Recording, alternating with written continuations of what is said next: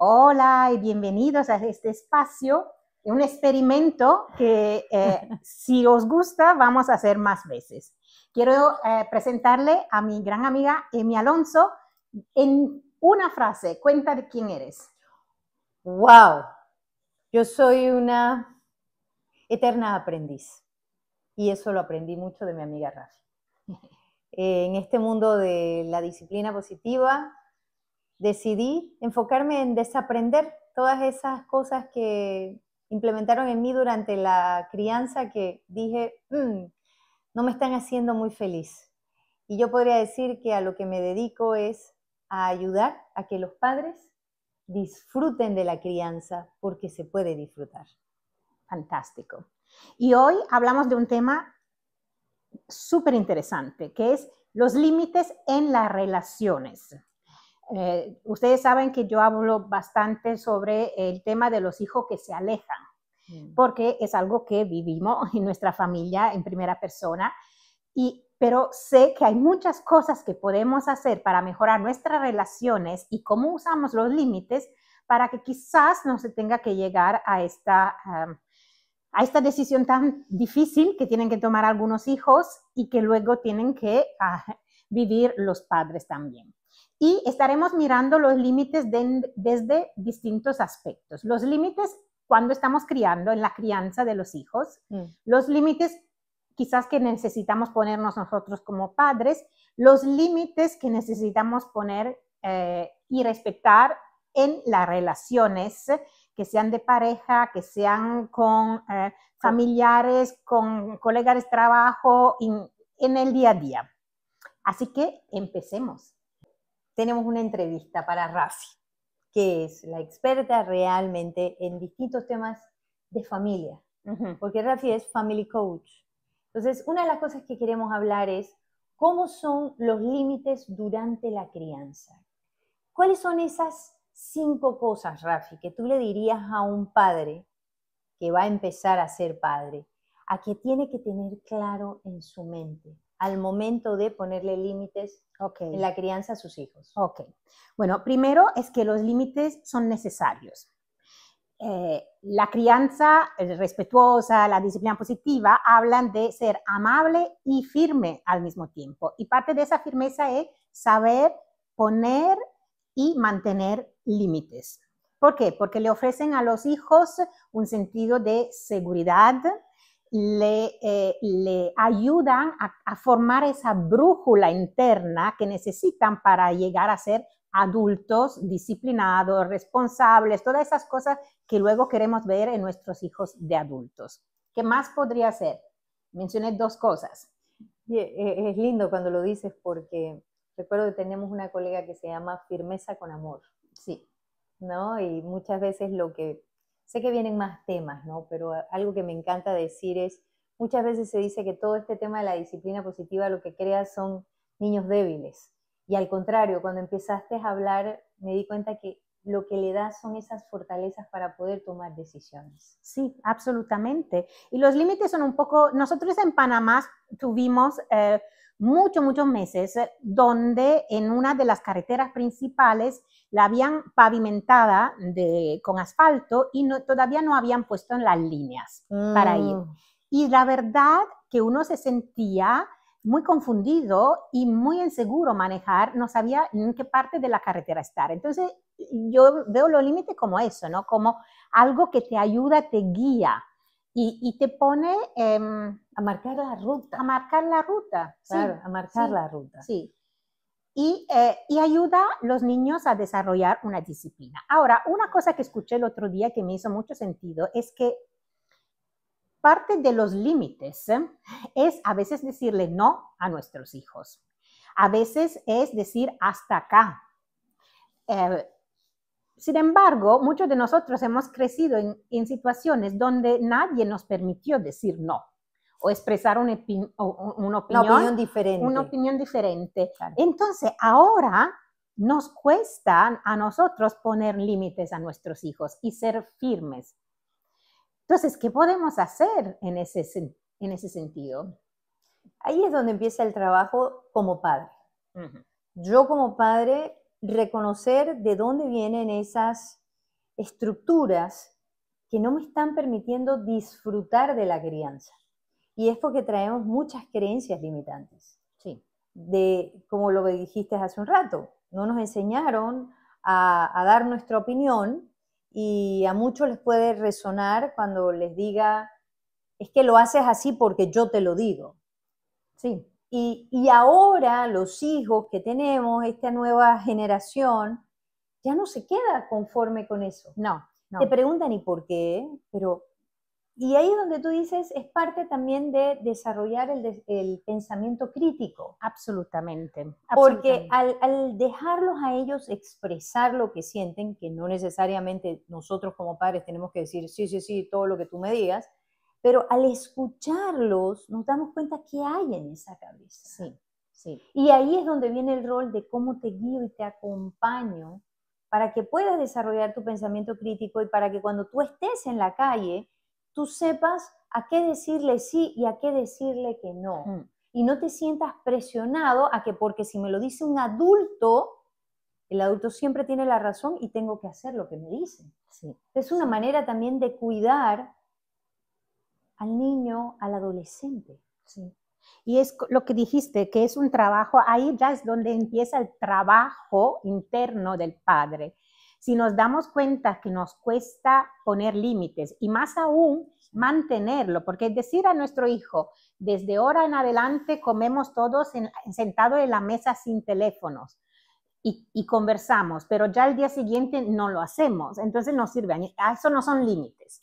Además, le enseña a los hijos que nuestra palabra no tiene valor, que no podemos cumplir con lo que nos proponemos.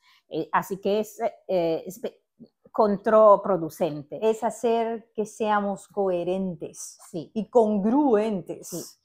Así que ese trabajo es notar en nosotros dónde nos cuesta hacer ciertas cosas para poco a poco introduciendo estos hábitos nuevos con mucha paciencia y autocompasión, porque nos vamos a equivocar, es parte de ser vivos, claro. de tener vida, es equivocarnos, caernos, levantarnos, seguir adelante aprendiendo algo nuevo.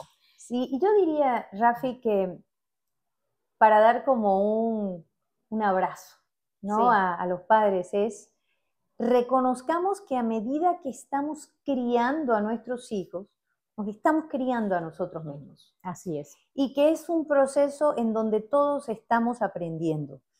A mí me parece muy saludable cuando uno puede tener esa transparencia con los hijos y decirles justamente esto, estoy aprendiendo contigo mientras te voy criando. No tengo todas las respuestas. Alguien puede decir, oye, pero te vas a ver como débil. Es totalmente cierto lo que decimos. A nadie le enseñaron a ser padre. Y cuando tú de alguna forma te desnudas ante tu hijo, siendo honesto, siendo vulnerable, le das permiso a él a que cuando se sienta vulnerable, lo muestre contigo. Cuando tiene una situación complicada, se abra contigo porque ya no nos ven como los perfectos. Tampoco como los amigos, no, porque no confundamos, pero es mostrarles a ellos que somos seres humanos sí. Y como seres humanos estamos en un eterno proceso de aprendimiento y de transformación, si así lo decidimos. Sí. Sí, y la otra cosa es, una de esas creencias limitantes con la que hemos crecido es que mostrarnos vulnerables, admitir donde nos equivocamos es de débiles. Y ahora te pregunto, ¿para ti es más fácil mostrarte vulnerable, admitir tus errores o tratar de ser siempre el fuerte o la fuerte que nunca se equivoca? Yo siento que mostrarse vulnerable, admitir los errores, requiere de mucha valentía. Muchísimo. Mucho más de tratar de hacer que nada hubiera ocurrido y que nosotros nunca nos equivocamos. Así que esa creencia ha hecho muchísimo daño y quizás podemos empezar a apartarla. Y cuando estamos en una situación donde sentimos una resistencia interna porque es algo que no estamos acostumbrados a hacer, a lo mejor ahí es donde se necesita la valentía. Y es tan interesante todo lo que dices, porque nosotros como padres tenemos que hacer un examen de conciencia real, ¿no? De qué estamos haciendo y cómo lo estamos haciendo y desde dónde. Porque ahí es donde llega ese tema tan complicado que nos importa mucho más el qué dirán a cómo hacemos sentir a nuestros hijos. Sí. Y los llevamos a veces a ellos a un extremo porque queremos vernos nosotros como los mejores padres y que ellos sean los mejores hijos y los más talentosos. Y lo único que estamos haciendo es creando una brecha muy grande entre la relación padre-hijo que puede ser muy doloroso. Sí, sí. Entonces, dicho esto, damos una idea de como 3 ejemplos de límites que pues, se pueden poner en la crianza. El primer que me viene en mente es crear rutinas. Rutinas diarias. A veces, ¿cuántos padres luchan con irse a la cama en la noche? Lo de dormir, los niños no quieren ir. Entonces, se puede crear una rutina desde cuando, después de que se come juntos, que se tiene que hacer, y crearla juntos con los hijos, porque además eso le divierte y hace que ellos se sientan responsables por lo que han creado. Entonces, después de comer, nos vamos a lavar los dientes o nos bañamos, luego ¿qué se hace? Y todo en familia, crear una rutina que se mantiene lo más posible, con flexibilidad, porque siempre hay situaciones quizás que se salen un poco, pero hacer que poco a poco los niños internalicen ese orden. Y es súper bonito lo que dices, porque al involucrarlos a ellos, se sienten parte de, y lo dijiste hace un rato, se responsabilizan, pero sienten que fueron tomados en cuenta. Sí. Y eso es importante porque ellos necesitan sentirse que pertenecen, escuchados, mirados. Sí. Mi opinión cuenta. Absolutamente. Otro límite en la crianza es no tener miedo a decir no en ciertas situaciones. Yo oigo por todo lado en las redes sociales, es que la crianza respetuosa significa no decir no a los hijos. No. Los niños necesitan escuchar no, porque la vida te da mucho no. Y necesitan aprender a navegar la frustración después del no. Lo que pasa es que nosotros como padres tenemos miedo al berrinche o a las emociones fuertes de nuestros hijos. Entonces, por miedo a que ellos se frustren, no le decimos no.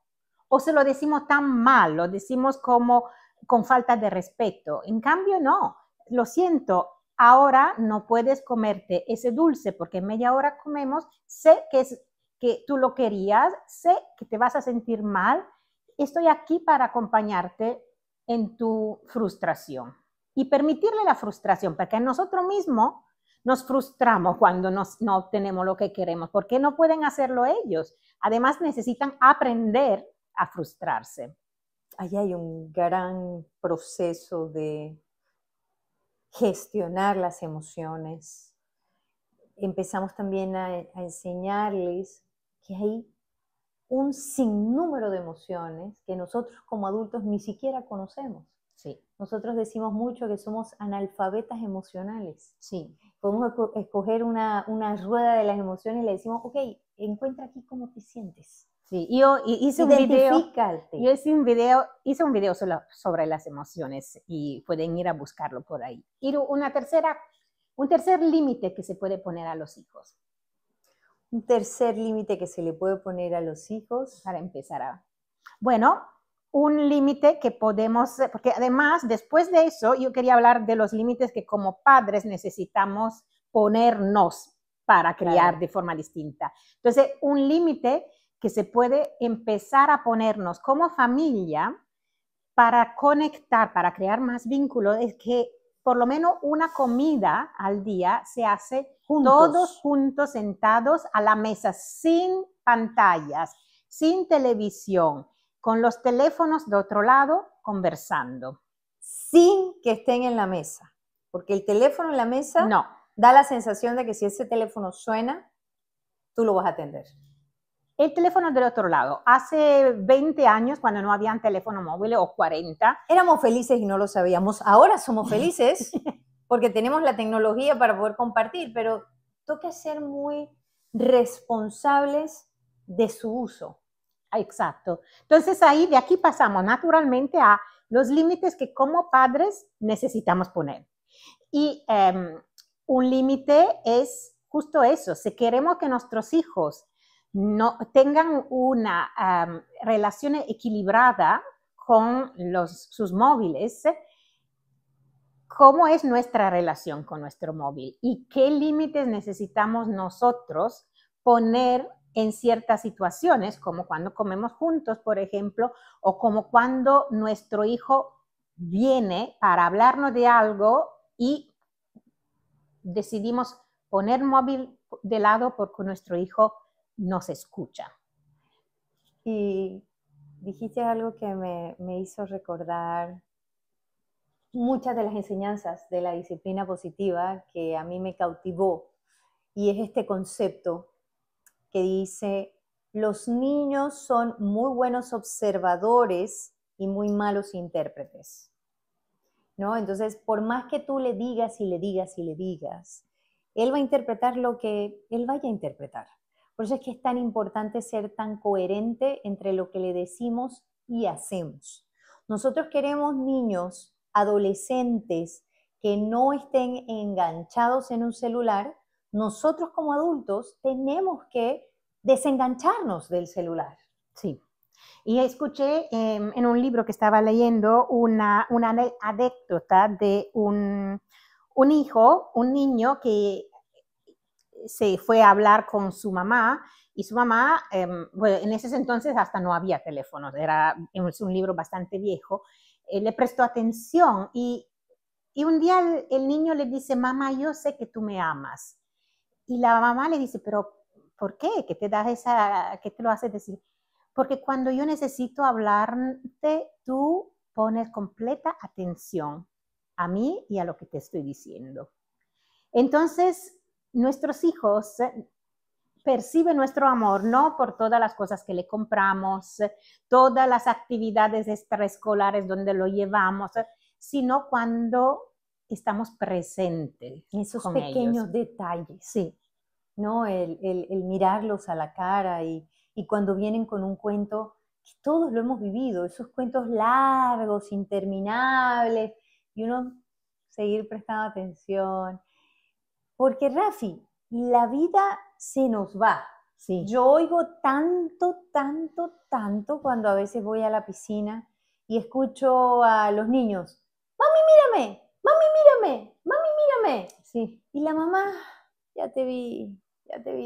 Y no la estoy juzgando, porque yo estuve ahí. Yo también. Y dices: wow, mamá, va a llegar una edad en donde ese niño ni siquiera te va a llamar mami. No. Ni siquiera te va a hablar. Entonces, qué importante es disfrutar ese momento y estar ahí. Y yo creo que tampoco es una cuestión de tener que pasar horas y horas y horas con nuestros hijos. No, es la porque calidad. Es imposible, el mundo, la vida del día a día no nos lo permite. Pero sí es encontrar cada día por lo menos 10 minutos donde ellos sienten que nuestra atención es para ellos, donde podemos pasar un tiempo lindo de calidad. Otro límite que como padres podemos pensar de ponernos es... ¿Puedo? Sí, okay. adelante, sí, por favor. Es que esto está muy divertido. Sí. Oye, esto, ¿ve? Escuchen. Toca la puerta antes de entrar al cuarto de tu hijo, de tu hija. Sobre todo si es adolescente, pero... Sobre todo si es adolescente. Sí. ¿Y qué sucede? Es que la casa es mía y aquí yo hago lo que yo quiera. La casa es tuya, es verdad. Tú lo trajiste a él a esta vida, acompañarlo como familia, y eso requiere un respeto. Y el respeto es toca la puerta antes de entrar, porque tú también quieres que él toque la puerta antes de entrar a tu cuarto. Porque tú, si tienes pareja o no tienes pareja, también tienes momentos de intimidad. Sí, y es algo que quizás es algo gradual. Cuando los niños son pequeñitos, que tienen quizás un año, empiezan a caminar, todas las puertas están abiertas y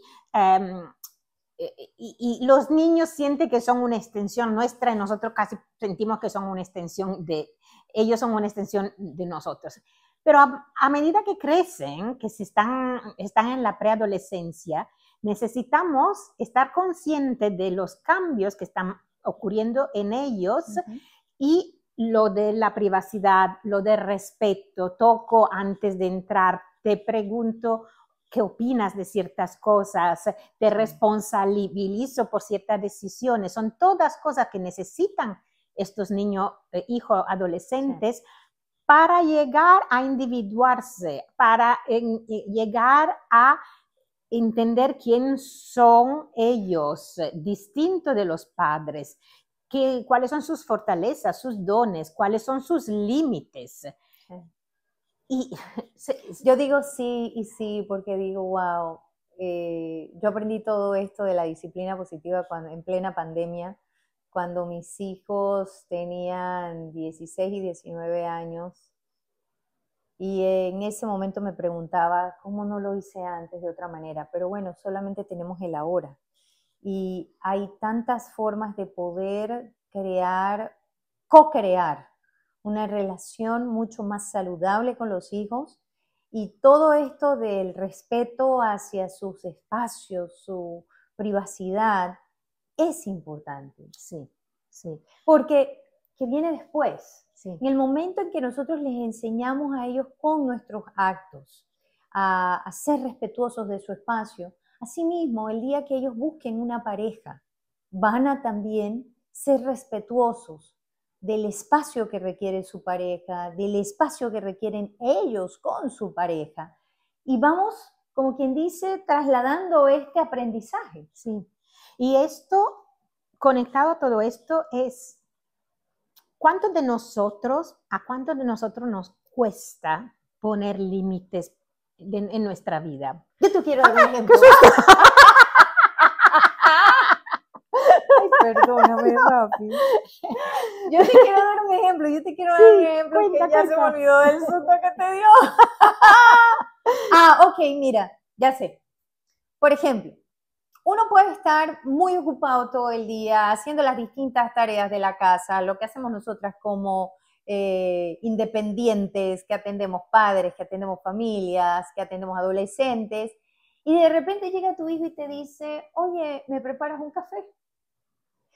Y ese sentimiento de culpa que nos da a veces de decir, ay no le puedo decir que no, le tengo que decir que sí, porque es que yo he estado todo el rato haciendo otra cosa. Y en realidad ahí hay un límite para nosotros mismos. Se vale decir que no sin culpa, sin sentir que no te atendí todo este tiempo y ahora tengo que estar ahí para ti. Ellos sienten cuando lo haces como desde el lugar que no es el adecuado, desde la culpa. Sí, sí. Y la verdad es que esto de sentirnos muy culpables si decimos no, no, que sea nuestro hijo, que sea colega de trabajo, que sea el jefe que todos los viernes a las 6 nos pide que nos queremos un par de horas más, y viene de nuestra crianza. ¿Por qué? Porque nunca pudimos decir no sin sentirnos culpables. Nos hicieron sentir culpables. Sí. Y ahora nos cuesta a nosotros poner nuestros límites como padres, poner nuestros límites como vida. Bueno, entonces, si queremos que nuestros hijos crezcan siendo adultos que saben cuáles son sus límites físicos, lo que son dispuestos a aceptar y a no aceptar en las relaciones, que sepan decir los nos que necesitan decir sin sentirse culpable, ellos eso lo van a aprender en casa con nosotros. Pero si nunca le permitimos decir un no, si nunca les obligamos a comerse hasta la última grano de arroz en el plato, porque hay los niños en África que mueren de hambre. Entonces, ¿cómo pueden ellos aprender sus propios límites? Como nosotros necesitamos aprender a decir no a los hijos en ciertas situaciones, necesitamos permitirles que por lo menos digan no. Y luego podemos conversar, podemos negociar, pueden explicarnos por qué, pero es importante también que respetemos su individualidad y sus nos en ciertas situaciones. ¿Qué más queremos decir sobre los límites? Podemos hablar ahora sobre los límites en la pareja. En la pareja. Bueno, miren, yo soy italiana, si no se entendió por el acento, y yo crecí, mi niñez fue que después de comer, toda la familia se sentaba enfrente de la televisión a mirar un programa que todos los italianos miraban, que al parecer era divertido y era de entretenimiento familiar, donde había una pareja que se trataba mal, con falta de respeto, con sarcasmo, siempre diciendo cosas, insultos entre ellos. Mis padres muchas veces se trataban así. Los padres de mis amigos también. Culturalmente era lo que se pensaba que era la relación de pareja. Falta de límites, falta de respeto, falta de mostrar amor sincero. Un afecto. Entonces me pregunto, ¿cuáles son los límites en la pareja? ¿Hasta dónde puedo yo ir? Y si de verdad quiero pasar el resto de mi vida con esa persona, ¿dónde puedo empezar a cerrar la boca en vez de que me salga algo que humilla a la otra persona, por ejemplo? Ya me doy cuenta porque me cuesta un poco hablar del tema, y es que en mi niñez yo no nací en un hogar donde había una pareja, ¿no? O sea, mis padres se separan yo estando muy chica y nos vamos a vivir luego mi mamá, mi hermana y yo a casa de mi abuela. Entonces yo nunca viví en un mismo techo lo que era ver una pareja. Y es muy interesante porque parte de los conceptos más fundamentales es a dónde uno aprende sobre el amor. Y el amor de pareja es en la familia, es en la casa. Y yo me he dado cuenta con todo el trabajo que estoy haciendo que eso es algo que en lo personal me marcó mucho para lo que fue luego mi relación de pareja. Este año yo cumplo la mayoría de edad como divorciada. Digo, ahora me río porque ahora lo veo en retrospectiva y me doy cuenta, bueno, ¿qué fue lo que pasó y cómo pasó, ¿no? Y entonces uno muchas veces dentro de la relación de pareja no pone límites al espacio con los hijos. No. Entonces los hijos se vuelven el centro de la pareja. Y en realidad el centro de la familia es la pareja, es tu pareja siempre. Y marca tanto cuando no es así, porque cuando los hijos se van, empezamos a tener estos vacíos existenciales individualmente y como pareja peor. Sí. Entonces yo recuerdo mucho que yo decía, sin saber mucho del tema de disciplina positiva, yo decía, tenemos que manejar nuestra relación con el viejito, ¿no? Yo tengo que seguir relacionada contigo siempre, porque cuando se vayan los hijos, va a ser muy tarde que yo empiece a preguntarte, oye, ¿qué deporte es el que te gusta? Entonces, nosotros como padres tenemos que tener esa claridad, que antes de ser padres, somos pareja. Pero ahí es cierto, entonces no espero. Y darnos cuenta que una pareja sana no es la que hace todo el tiempo juntos. Sí, correcto. A mí esa frase de encontrar la media naranja no me gusta para nada. Tampoco. Somos dos naranjas enteras que se acercan, o una naranja y una pera. dos frutos, pero enteros, con nuestra integridad, con nuestros intereses, con nuestras pasiones. Entonces, en la certificación de coach para familias, cuando se abre el tema de la pareja, una imagen muy bonita que hacen es que imaginas dos círculos, pero no son dos círculos uno encima del otro, sino son dos círculos donde hay una parte individual del círculo y luego una parte donde se unen los dos. Entonces, la pareja sana es esa donde se comparten cosas bonitas, se comparten intereses, pero se permite también que la otra persona tenga algún interés distinto al nuestro, tenga ganas de hacer cierta cosa que a nosotros no nos interesa. Porque al fin y al cabo, también es importante reconocer que son raras las parejas que se van de este mundo al mismo tiempo. Sí. Siempre uno va antes del otro. Sí. Y si hemos estado en una codependencia, en una relación simbiótica, cuando la otra persona se va, ya no, ¿quién somos nosotros? Perdemos el sentido de la vida. Y yo siento que cuando el ser humano se enamora de él mismo, encuentra todas esas grandes pasiones propias, suma mucho más a la pareja y a los hijos.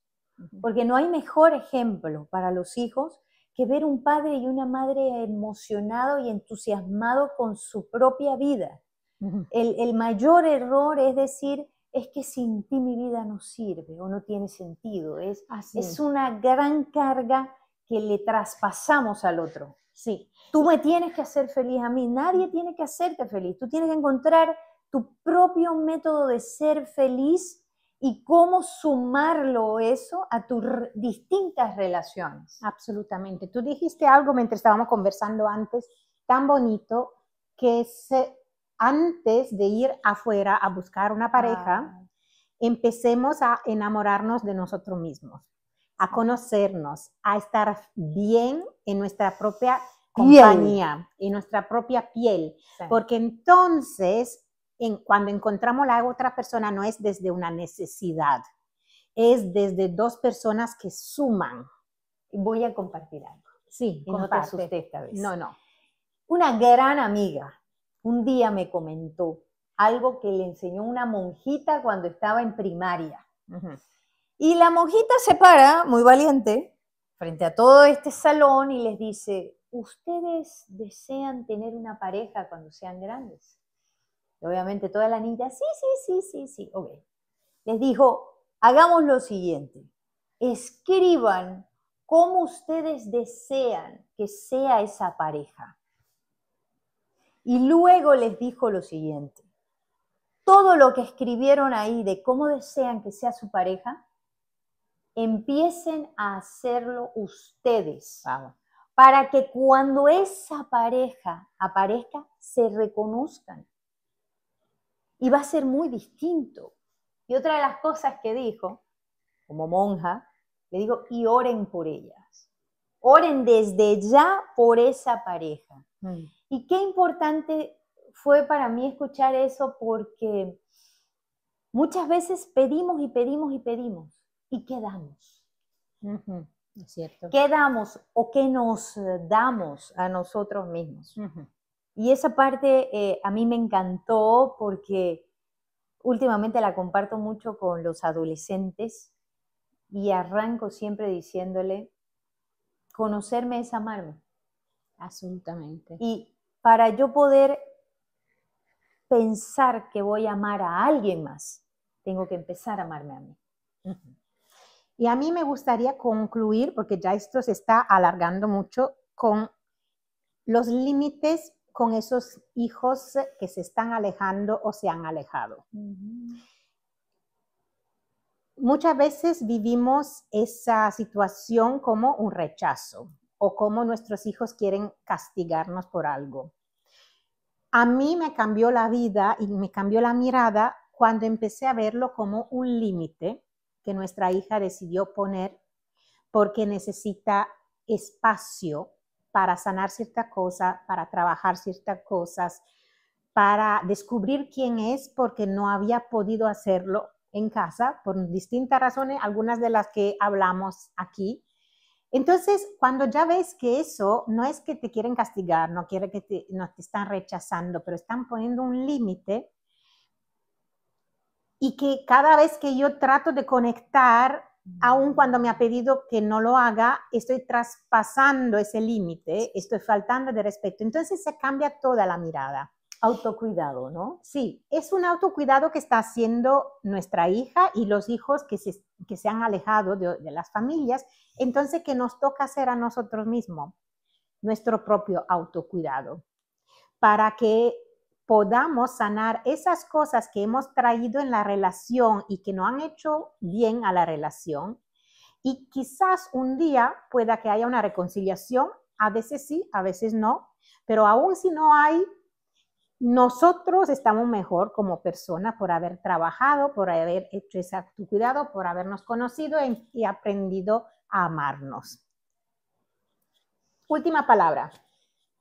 La crianza se puede disfrutar. Sí. Para disfrutarla hay que conocerse, hay que reconocer cuáles son esas cosas que no nos suman y trabajar en ellas desde un lugar de autocompasión, que no es me culpo, sino me reconozco y me pongo en acción. Pasar de la intención de ser un buen padre o un buen ser humano a la acción, y que son pequeñas acciones que si son constantes en el tiempo, hacen la diferencia. Fantástico. Si quieren saber más sobre Emi, búsquenla en Instagram bajo su nombre, Emi Alonso, que pondré su nombre aquí en la descripción. Y por favor, coméntenos otras cosas que piensan que sean importantes compartir sobre el tema de los límites en todo tipo de relación. Gracias, Emi. Gracias a ti, Rafa. Gracias por estar aquí.